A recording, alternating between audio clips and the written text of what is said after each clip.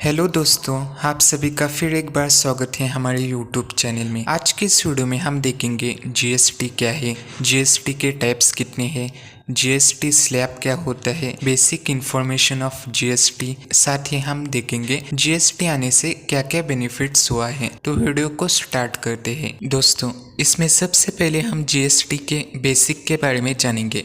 सबसे पहले जानेंगे जीएसटी सबसे पहले किस देश में लागू हुआ था।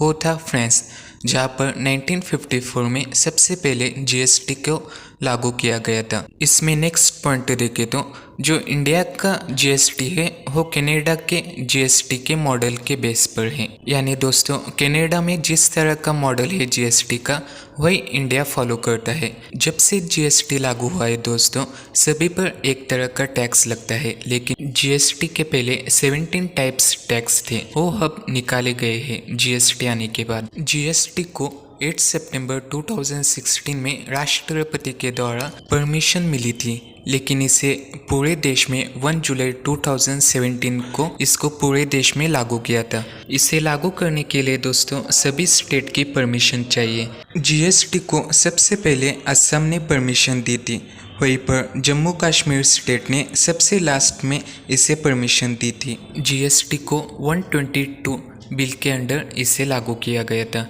बात करें जीएसटी का फुल फॉर्म, जीएसटी यानी गुड्स एंड सर्विस टैक्स। बात करें दोस्तों जीएसटी नंबर की, जो जीएसटी नंबर होता है वो 15 डिजिट का होता है। जो सबसे पहले के 2 नंबर होते हैं वो हर एक स्टेट के लिए एक कोड की तरह होते हैं।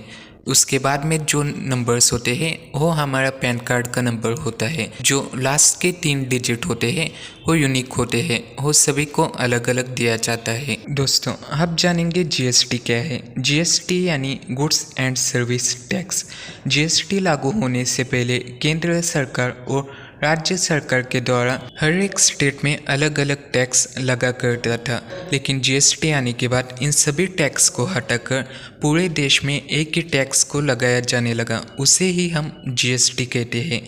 जीएसटी एक इनडायरेक्ट टैक्स है। जीएसटी आने से जो बाकी के सभी इनडायरेक्ट टैक्स थे उनको हटाया गया। दोस्तों, बात करें जीएसटी टाइप्स की तो इसमें 4 टाइप्स के टैक्स आते हैं। दोस्तों, इसमें सबसे पहले आता है सीजीएसटी यानी सेंट्रल जीएसटी। इसके बाद में आता है एसजीएसटी जिसे हम स्टेट जीएसटी कहते हैं। इसके बाद में आता है आईजीएसटी जिसे हम इंटीग्रेटेड जीएसटी कहते हैं। इसके बाद में आता है यूटीजीएसटी यानी यूनियन टेरिटरी जीएसटी। इन सभी को दोस्तों एक एग्जाम्पल के द्वारा समझेंगे।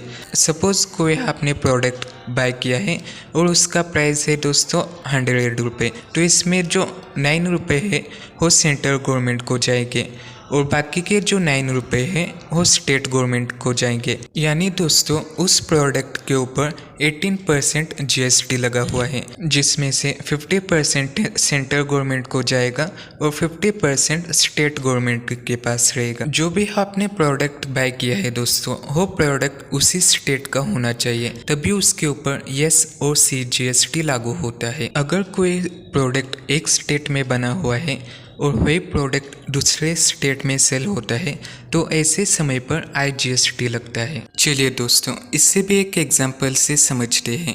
अगर कोई प्रोडक्ट दिल्ली में प्रोड्यूस हुआ है और उसकी सेलिंग पंजाब में होती है तो ऐसे समय पर सेंट्रल गवर्नमेंट 18% टैक्स अपने पास लेती है। जो 50% टैक्स होता है वो अपने पास रखकर जो बाकी का 50% टैक्स होता है जो प्रोडक्ट किस स्टेट में सेल हुआ है उस स्टेट को देता है। ऐसे केस में जो प्रोडक्ट कहाँ पर सेल हुआ है उस स्टेट को टैक्स दिया जाता है, ना कि जो प्रोडक्ट कहाँ पर बना है उसे। इसके बाद में आता है यूटीजीएसटी। यूटीजीएसटी यानी यूनियन टेरिटरी जीएसटी। ऐसे केसेस में अगर कोई प्रोडक्ट यूनियन टेरिटरी में बन के वहीं पर सेल होता है तो उसके ऊपर यूटीजीएसटी लगता है, साथ ही सीजीएसटी भी लगता है। इसके बाद में नेक्स्ट आता है जीएसटी स्लैब, यानी किस प्रोडक्ट पर कितना जीएसटी लगेगा उसे हम जीएसटी स्लैब कहते हैं। इसमें टोटल 5 स्लैब आते हैं, जिसमें सबसे पहले आता है 0 जीएसटी।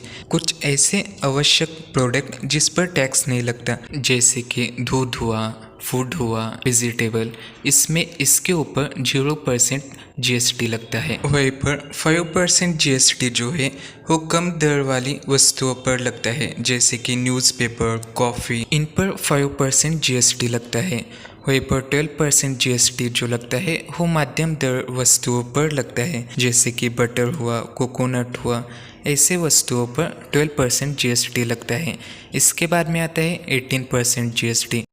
जो प्रोडक्ट डेली यूज़ के लिए इम्पोर्टेंट है उस पर 18% जीएसटी लगता है, जैसे कि आइसक्रीम, हेयर ऑयल, ऐसे प्रोडक्ट के ऊपर 18% जीएसटी लगता है। इसके बाद में आता है 28% जीएसटी। जो प्रोडक्ट डेली यूज़ के लिए अनयूज हो और बहुत ही एक्सपेंसिव प्रोडक्ट के ऊपर 28% जीएसटी लगता है, जैसे कि बाइक, इलेक्ट्रिक प्रोडक्ट, इनके ऊपर 28% जीएसटी लगता है। बात करें दोस्तों इसमें जीएसटी आने से क्या क्या फायदे हुए हैं, तो इससे टैक्स कम लगने लगा है।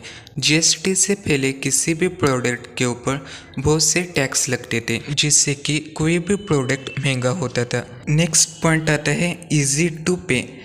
जीएसटी से पहले किसी भी प्रोडक्ट के ऊपर बहुत ही टैक्स लगते थे, जिससे कि टैक्स को समझने में बहुत ही कठिनाई होती थी। लेकिन जीएसटी के बाद सभी प्रोडक्ट के ऊपर एक ही टैक्स लगता है, जिससे कि टैक्स पे करने में बहुत ही इजी होता है। नेक्स्ट पॉइंट आता है जॉब अपॉर्चुनिटी।